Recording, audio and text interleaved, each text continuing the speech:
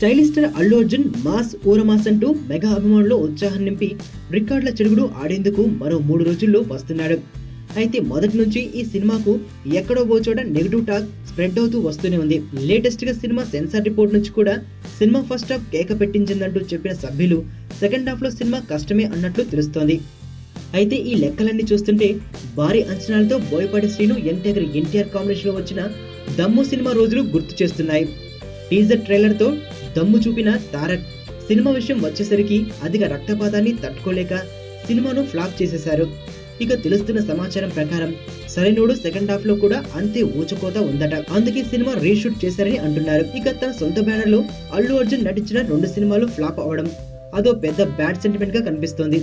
అయితే సెంటిమెంట్ ఎలా ఉన్నా సరే ప్రస్తుతం అల్లు అర్జున్ హ్యాట్రిక్ హిట్స్ తో ఫుల్ ఫామ్ లో ఉన్నాడు కాబట్టి సినిమా ఖచ్చితంగా సూపర్ హిట్ కొట్టడం ఖాయమనేస్తున్నారు చిత్ర యూనిట్. మరి జూనియర్ దమ్ములా ఇది కూడా డీలా పడుతుందా లేక నిజంగానే సరైనోడు దమ్ము చూపెడుతుందా అన్నది మరో 3 రోజుల్లో తెలుస్తుంది. ప్రస్తుతం ప్రమోషన్ లో బిజీగా ఉన్న చిత్ర యూనిట్ సినిమాకు కావాల్సినంత క్రేజ్ ను తీసుకురావడంలో సక్సెస్ అయ్యారు. మరి భారీ అంచనాలతో రికార్డ్ థియేటర్స్ లో రిలీజ్ అవుతున్న ఈ సినిమా ఎలాంటి ఫలితాన్ని ఇస్తుందో చూడాలి. ఎదుటోడితో పెట్టుకోవాలంటే ఉండాల్సింది బ్రాండ్ కాదు, ఇక్కడ దమ్ము టన్నులు ఉంది. ఇంకా చూస్తావా?